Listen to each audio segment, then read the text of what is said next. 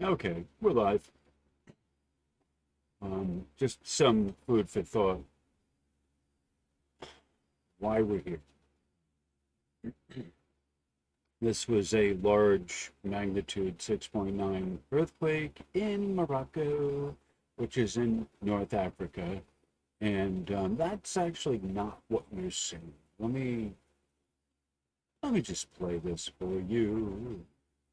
A little bit better. We're using Earthquake 3D, the program. In case you don't know what you're looking at, I don't have any affiliation with the program or the creation of it, but I do recommend that you use it or something similar to plot the earthquakes from multiple agencies so you can get a good idea of what struck around the planet. USGS does not give All you a right. very good view. It only gives you the For those US and who a know, few international earthquakes and leaves out the rest. this is Dutch One Sense. hit, a 7.0 range earthquake. You can see it now marked as 6.9, 6.8. This struck over, and it's very rare, struck in Morocco.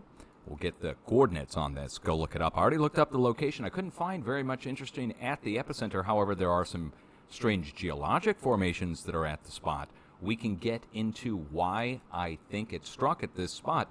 This is a point where we are looking for 7.0 earthquake activity to return around the planet.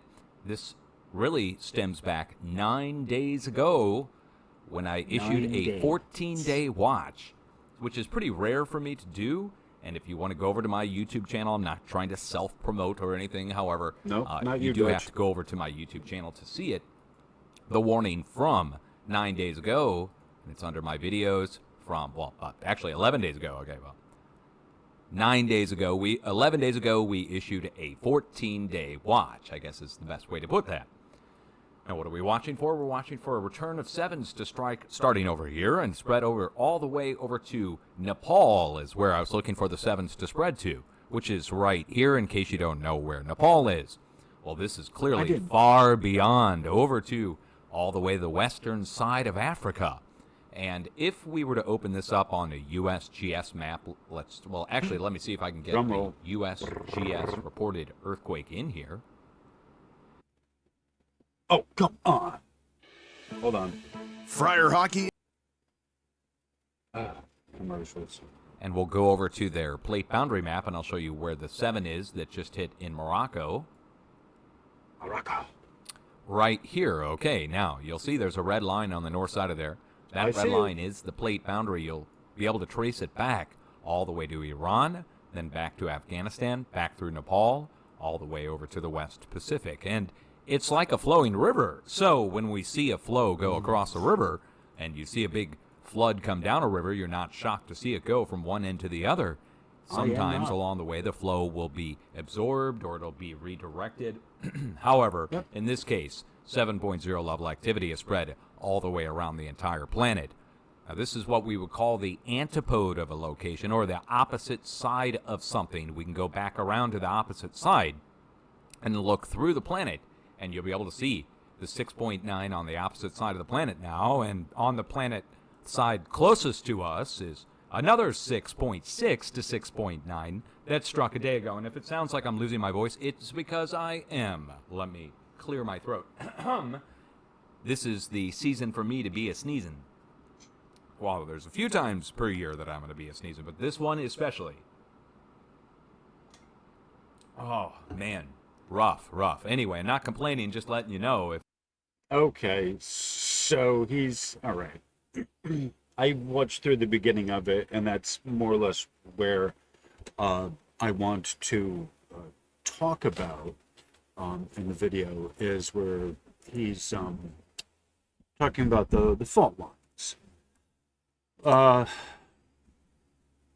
And the it's important to remember that pressure transfers along the plate boundary. So he's talking about as like a river or the force flowing. This is it. The Earth itself has a force to it, a current that flows with the pressure, and it moves it also electrostatically through the peroxy bonds. It's part of it, and that's one of the reasons why we get the other effects or side effects from seismic activity, such as like the radon and carbon monoxide or carbon dioxide, whatever, ozone, and these kind of things. And so, hence, we have the cows, that are able to come into the picture of how do they know and how are they coming in off of the pastures. How are they coming into safety, relative safety of the valley, rather than stay up on their field, the grazing field. All right, and so that's what upcoming research is going to discuss. It's going to, we're going to look at the research on this. So that's the next video coming up. But before this, I'm still introducing the research, the topic on, seismic precursors, the research that's out there. And Dutch Sense certainly does his part in discussing earthquake prediction from the preparedness aspect of it. He's showing you where the progression is, every day when he does his reports, a few times a week, whenever it is. He's showing you the progression of the movement so that you have an idea of what is going to get hit next in relative to what's already been hit, the next kind of progression of things that's going to happen. So this is why, Dutch is important on that aspect, on that end for what he does, is because he's, like giving you the practical sense, the practical hands-on tools of how to deal with how you yourself can look at what's happening, how you yourself can ascertain where, with the information, where to look to next. I think that's the best way to put it, I believe. And so in that respect, this is why I'm doing this as well, of helping to explain the process. And so I think it's important to say this, that even though I enjoy doing the Schumann resonances, even though I like talking about them, I think it's important to learn about Schumann resonances for what they are, the science behind them, for their own sake, just for what they of themselves are, as I call them, the echoes of lightning, which happen in the wave guide, which is an electric vacuum, generally speaking, relative to our electrics. As the electrical engineer, I'm discussing this as a signal path, and the Earth's atmosphere is an electric void. It's an insulator, yet when lightning goes through it, there's a unique channel that's provided where you get Schumann resonances. And that is a different channel, that's a different process, a different telluric current, if you will, than the earthquake channel. How do I say this? As important as it is to know the Schumann resonances for what they are and their own process, for whatever your other view of it is, it might be related to ascension, collective consciousness. A lot of people link the Schumann with collective consciousness, and that's fine. And I've talked about this for whatever that is, and this is not the place here to discuss that. What I'm saying is that with all of that said, that and more said,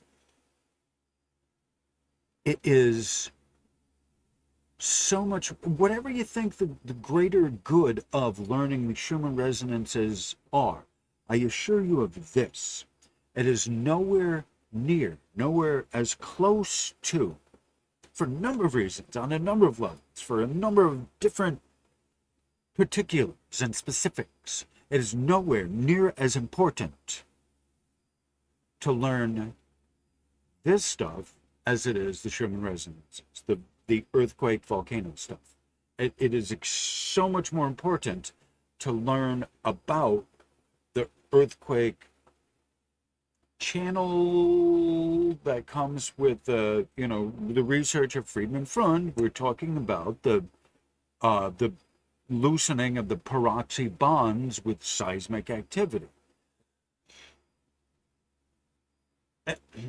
I myself have said you're not, if you are ascending, it's not through the Schumann resonances, and certainly it's not automatically through them. You yourself have to be on that pathway, the wavelength of ascension, already on, have established yourself on the pathway before anything can do before anything externally can do anything for you, whatever that might be. More important than that is, I lost my train of thought. More important than being on the whole ascension thing, if you're on that pathway relative to the Schumann resonances behind that, kind of the mask behind that, or the person behind that mask, if you will, it is not saving lives. Schumann resonances, for as great and wonderful as they are, is not the work of saving lives. And I'm happy to stick with the Schumann resonances. That's how I started. It's, I think, some ways easier to explain the Schumann resonances and the science and tech that goes with that, rather than having to explain the whole electrodynamo telluric processes that bring, earthquakes based on solar output. All right, this is a relatively newer field of study, and it's a harder A to B to Z progression of science for you to see and to understand and assimilate, rather than what the Schumann resonances are, right? And inherent within the discussion of the VLF channel comes the Schumann resonances that are there in the background. And you get that anyway. You still get some understanding of the Schumann resonances, but not from the pure model of Tomsk, of the educational, I call it perfect, the educationally perfect model of explaining the amplitude and quality from the perspective of the modes and the coloring on the spectrogram and all of that. It's just a perfect model of how the Schumann resonances work, right? And so, as wonderful as it is to know that idealized, perfect vision, perfect version of Schumann resonances, as provided by Tomsk, they're a technical educational institution that specializes in Schumann resonances, radio electronics, and Schumann resonances, in addition to all the other stuff, right? So it's important to know that for what it is, for its own sake, right? Because it is such a wonderful thing, right? And it does whatever it does, right? But there is also, as I've said before, there's also a confusion between the two different types of reports. One, that's the Schumann resonances.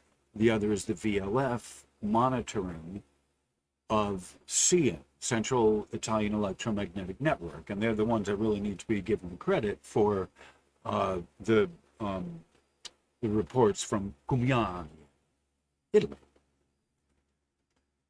So hopefully I haven't mumbled and stumbled over what I'm saying, and I'm clear about this. I've said this before elsewhere. I'm repeating this. This is a mantra that I have on this channel, that as important as it is to learn Schumann resonances, if for no other reason, that's the main reason I'm here. That's within the title of the group and the YouTube channel, for no reason other than to stick with the title of what I'm doing here. I've said this before that, other than as important as that is, it's nowhere near as important as learning the VLF information, which I'm totally for the understanding of the subset of non-measurable things like the cows coming down from the mountain as valid. And this is sort of one of the things that I really need to talk about and don't and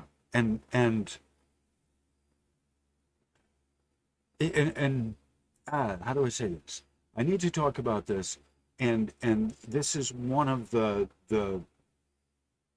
missions here that I kind of have in helping people to kind of restore their senses, if you will, relative to what we're looking at, right? I can't promise that across the board and everything and all of that, but relative to the hardware, the reports, the detectors, the meters, and all of that, to help you bring some good common rational sense into this discussion, right? And so with this, the precursors of being able to detect this comes the discussion of the cows coming down from the mountain, and the next one behind that, the next literature behind that is unusual animal behavior in general. So the two of those go together, right? So that's I've said this. That summarizes why I'm doing this. What's important here, all of that. Hopefully, you can kind of put this together from what I have stumbled through here of why that's it. That's the mission. That's the why I'm doing this. This is why Dutch Sense does this. This is why Central Italy and the CN network in Italy does this, and why, if there's any, like, this isn't a sales pitch. I'm not even here, talking to the newcomers, subscribe and any of that. Like, haven't even said that. I don't think. I haven't even given my name. I'm Verde Arbusto. This is my channel, Schumann Resonances with Verde. Thank you for being here. And so the reason that I'm here, we are here doing this, is to hopefully to save lives, and with more research to bring this to places that are prone to this, to seismic activity. And the unfortunate part to this story here of Morocco is that they didn't get hit. They don't normally get hit. This is not a place that often gets hit, but you see they're somewhat close to the fault line. They're not that far enough away that they couldn't get hit with a release from the pressure from the seismic activity.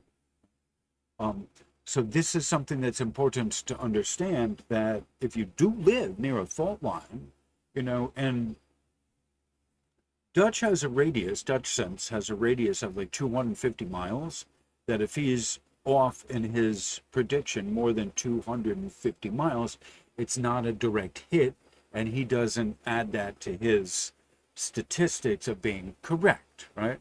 However, if it's 320 miles, well, it's getting close to, he's had, predictions that were off by 50 miles, maybe 100 miles, whatever, but it's close enough within the range that you start being concerned about it if you're in a mountainous area, or in, you live in a building, or, it's just, I don't know how to explain it, other than that. So, this is the purpose. This is why I'm doing this, why we do this, and a moment of silence, I believe, a moment of respect for the people who have lost their lives and their family.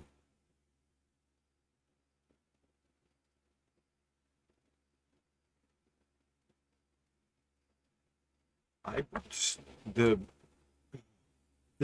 the dead, those who are deceased, still are with us, and they're still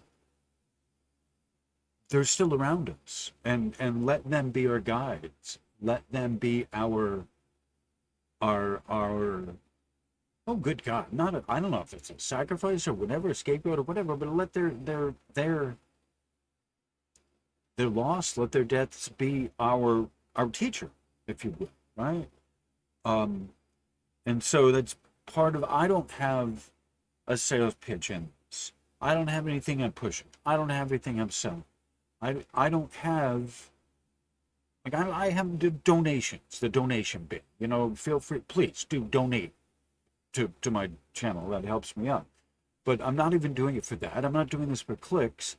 This is, this is just the work that needs to be done. And I humbly submit that to you. This is what is important to know in all of this, of why it's important to learn about the Morocco earthquake and all of this, that maybe just to save your life. At its best, that's hopefully what can happen. So, this looks like a good 22 minutes. This is a good marker point to pause. I'm going to change the scenes and all of that. So, why don't you get something to drink? Stop in the name of a coffee. So do that, and I will meet you back when you're done with that. And pause it. And I think maybe music soon. I don't know. I have no idea. I don't know how long I'm going to do this, but it's not going to be a long video. It's not featured. Okay, we're back. Alrighty. Yep, we're back. All right. So this is the next one up in the Rolodex. That was the roster. That's it. Next one up in the roster is going to be. This is a geology hub. One of my favorite channels, because they really kind of go into the science of a lot of stuff, and so they keep track of earthquakes and that kind of stuff, and so that's and they explain the science, like I said, explain the science of it. And so I'm not going to do any music on this, any Aaron mix.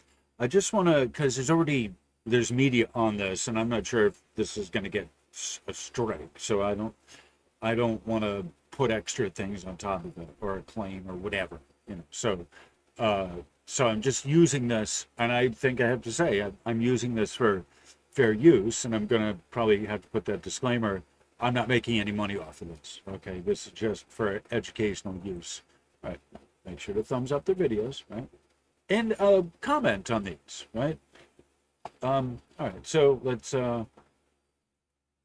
November 8, 2023, a strong magnitude 6.8 earthquake struck a populated area of central western Morocco in what was the nation's largest earthquake in 268 years.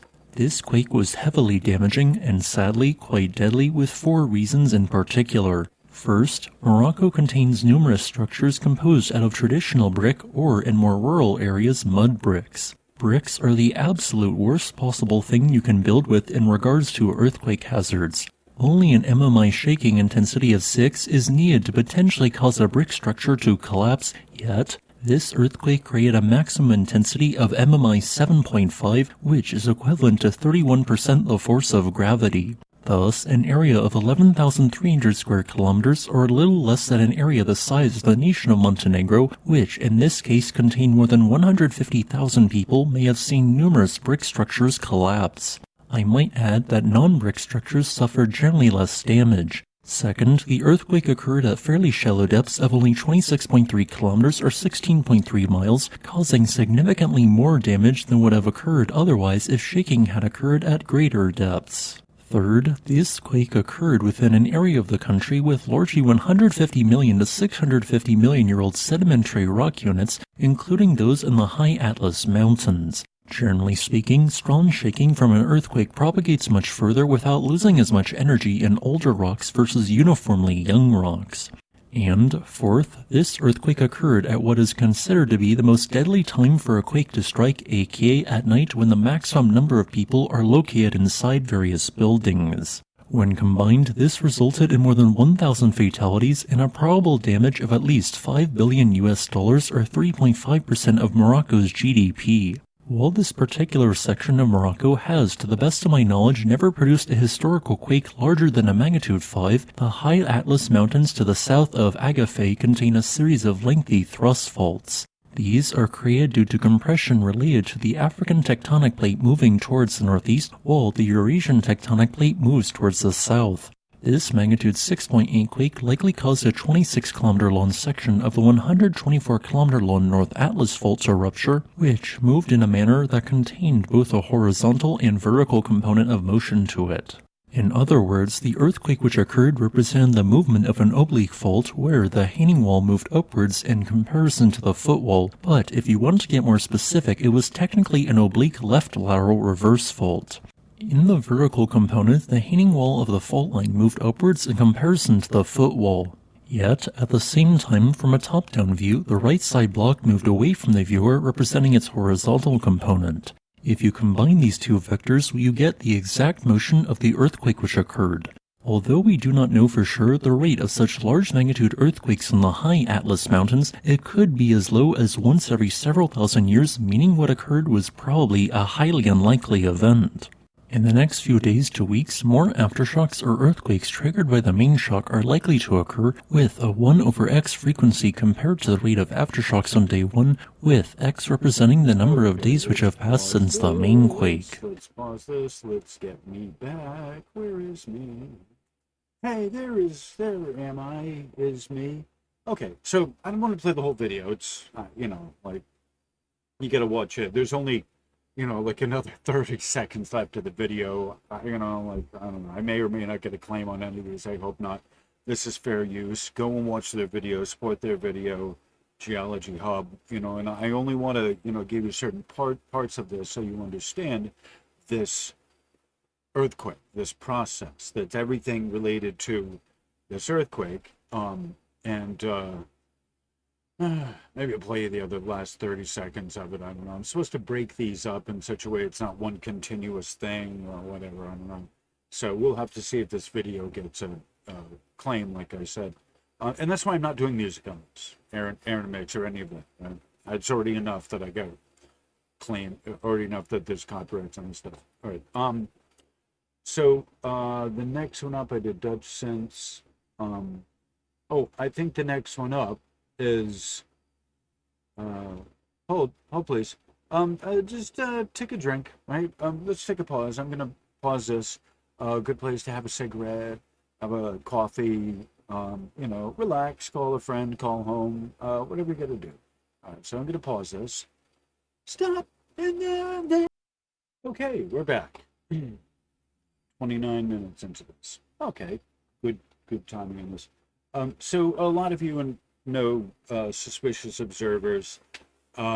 He does things with earthquakes as well, so his isn't the first one on the list, like Dutch Sense and then the other Geology Hub, and then he's kind of third.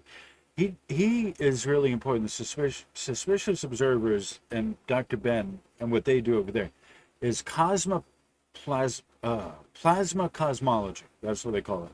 It's colloquially called the electric universe. All right. So there's electromagnetics is a principle that extends from the smallest, tiniest atoms beyond that which you can see to way out to the galactic scale. It's a principle of creation of God. It's how one of the ways that God works in a highly predictable, dependable, measurable kind of way. And so that's why it's important. So like this is like, in my humble view, electromagnetics in its fashion are like one of the more universal languages when you look at CDs and DVDs, which no one has compact discs anymore. No one has digital video discs or digital versatile discs or whatever, or laser discs or any of that. Like that's gone. Or digital audio tape, where it's an electromagnetic substrate. It's a rust, basically, iron oxide, chromium oxide, that's on a plastic substrate. These are read by a magnet, a little tiny magnet as it goes by, and it reads and it gives you a signal, an acoustic signal based on the amplitude and the voltage and blah, blah, blah, blah, blah, whatever. All right. So the electromagnetics, there is information in the electromagnetics, such as the Schumann resonances. I've never said there isn't information there, but what I'm saying is it may not be what you think it is. Among other reasons why, because collective consciousness is not what you think it is. That's not where it's found. And the Earth's processes are not there to help you ascend. You got to do that yourself. What it is there to do is break you down to the least constituent element. Sorry to have to tell you this, right? So, the electromagnetic signature. So this is something, and for God's sakes, the ancients knew this. All the pyramid, the monument builders, the megalithic builders, they knew electromagnetics. They knew how to move molecules at the most substantial level. So, so the solar activity, like this is what Ben talks about, the solar influence on the seismic activity, solar influence on seismic activity of the planet. And as we're showing you, as I am showing you, have been showing you, will be showing you, that the research that's related to the precursors to earthquakes, and Dr. Ben is one of the people that are talking about this, the research that I have here, talking about that very subject itself of precursors to earthquakes, among other things, on the electromagnetic spectrum. Because the electromagnetic spectrum is not just something that happens on Earth, it's a bigger, broader, wider channel in which the Earth is a part of it. Electromagnetics didn't originate on Earth. You know, Earth is held it's held in response to the electromagnetic principle that permeates all of life. It permeates all of, everything on a galactic scale. So, and there's many, many different levels to it that can be and should be understood. So, before going into more, this is still an introduction. Before going more into in-depth information on the research, right? We're introducing this from a few different perspectives, so you can see, like, on a real person level, the everyday, like, just not just my channel here, but the other channels that are doing this as well, that I get information out of as well, that you should know, you may or may not know. And I think that's a big part of this, is sharing the information, these reaction videos that are like, well, what the hell are they doing? Well, they're sharing information with you. And that's sort of what this is a reaction video, where I'm not really reacting, but I'm, like, I'm here with you, watching the video with you, right? That's what I'm doing.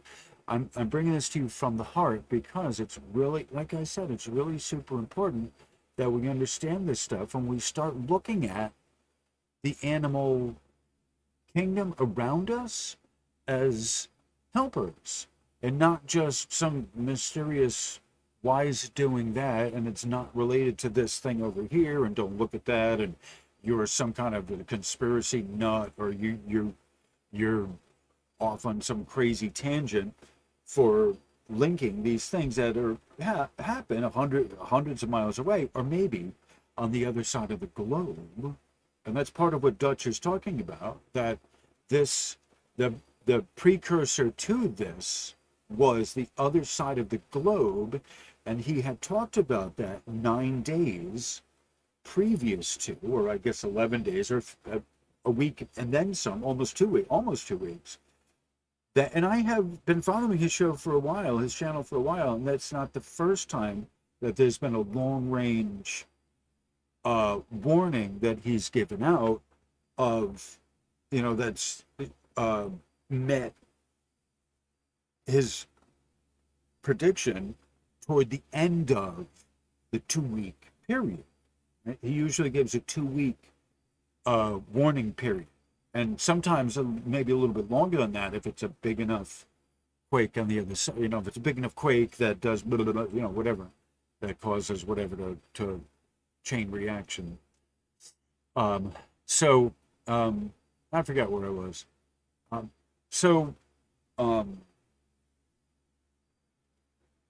Let me pause this.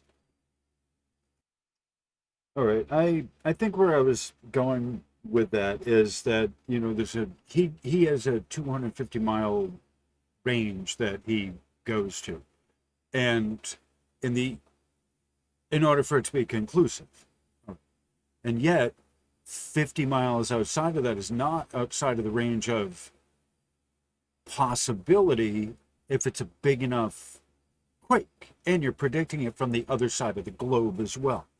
So the pressure transfers along the plate line, but where you have there is that there's not exactly a clear pathway because there's mountains in that area, and that kind of messes it up a little bit, right? For them. So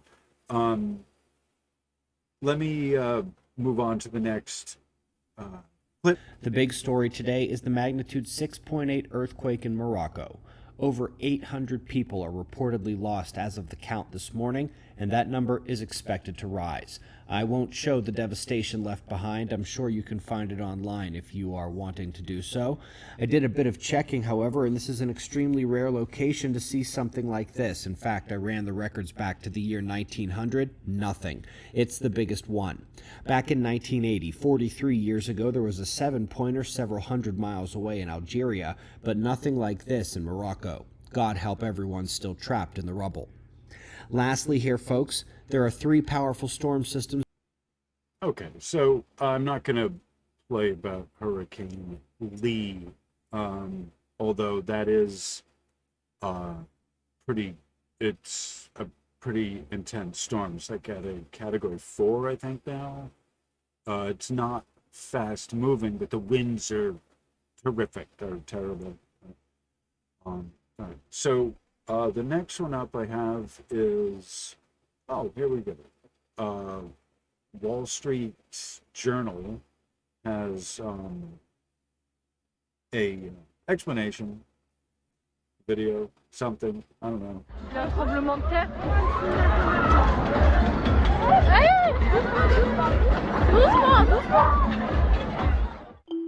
A powerful earthquake shook Morocco, killing more than 1,000 people, destroying buildings, and setting off a scramble to rescue those trapped under the debris. The magnitude 6.8 quake struck less than 50 miles from the ancient city of Marrakesh, a popular tourist destination. The room started shaking, there's no other way. We was going backwards and forwards and everything started moving and pictures started moving, and so we just grabbed some clothes and our bags and we raced out. Along with the collapsed buildings, a historic mosque was damaged, but Marrakesh escaped the worst of it. Taking me to Marrakesh. Rural areas that are difficult to access suffered the most severe damage, officials said. Tremors were felt across the country and as far away as Portugal. Officials said the timing of the quake, which hit at 11:11 p.m. when most people were home, also made things worse. 11:11. Videos showed residents and tourists clearing restaurants and spilling out onto the streets shortly after the quake. Efforts to rescue residents trapped under the debris are underway. With many more injured and in critical condition, authorities said they expected the death toll to rise. According to the U.S. Geological Survey, earthquakes in Morocco are uncommon but not unexpected. However, there has been none of this size within about 310 miles of Friday's quake since 1900.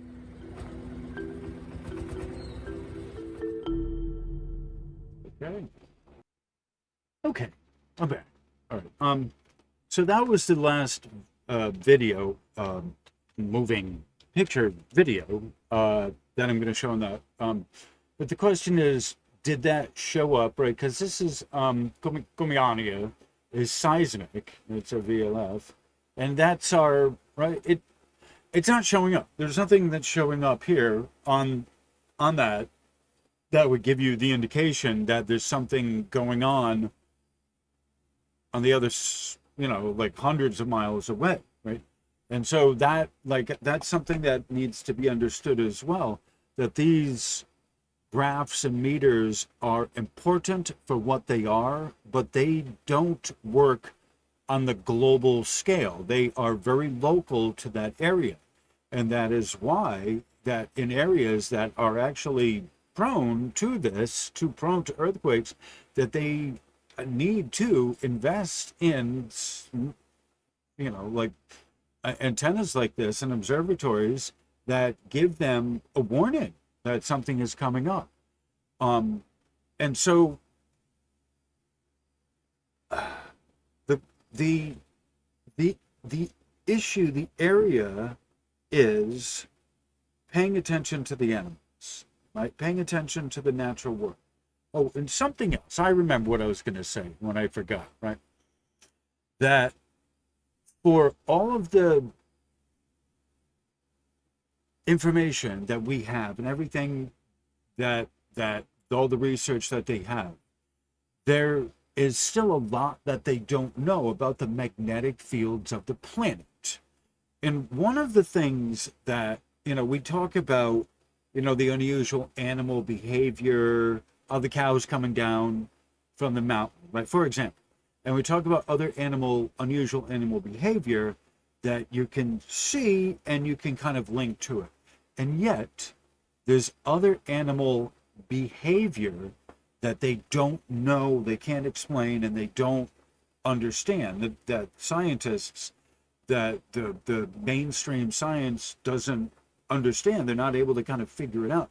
And one of those things is the animal behavior relative to like the mammals beaching themselves or falling out of the sky suddenly, or all kinds of like mass die-offs or these kind of things.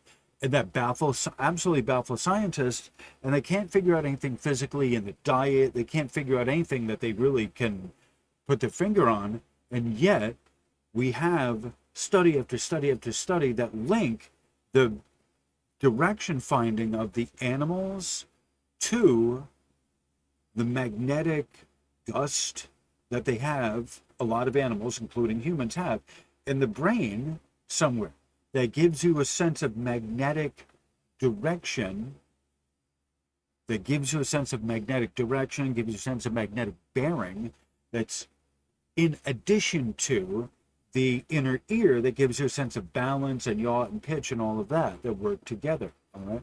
So one of this is my postulate, my hypothesis, but one of the those unusual animal behavior is where the animals, like I said, they just fall out of the sky, they lose their way, because animals can see the magnetic lines of the planet that the humans can't. And they operate on that in a much different way. And so this is really important to understand as we move forward, that it's not just the animals acting in a weird way, but pay attention to that, right? I think that is at its core, that's the whole nuts and bolts of what I gotta say in all of this, is that when you lose connection to the natural world, to the animal kingdom, what happens is you lose your ability to detect of your own self the stuff happening around you. And you may be getting something in your stomach or in the pit of your belly that you're not seeing, you're not paying attention to. You think it's something else, and yet you're not getting the information properly because you're not taking it in fresh and new. There's a supposition that you believe it's this, that, or the other thing, say Schumann resonances, for example, and there's not that, and there's something else at foot you should be aware of, then it's important to know where to get the information so you yourself can know, and you're not being bamboozled by the bait and switch of one chart for another, and you're not being told that, oh, this, you're looking for Schumann resonances, and for whatever reason, here, have the one from the VLF, from Kumiania, they're interchangeable. Like, no, you can't, no, you can't do that. And this series is explaining why and wherefore that it's important for you, and the most important reason is because you need to trust your own instinct. Period. End of story, end of statement, end of video. All right. So we're at just about 46. All right. So once again, I'm not doing any music on this Aaron mix because I have enough copyright stuff on here that may or may not ever get through. But the links to, there's 4 videos that I played are in the description.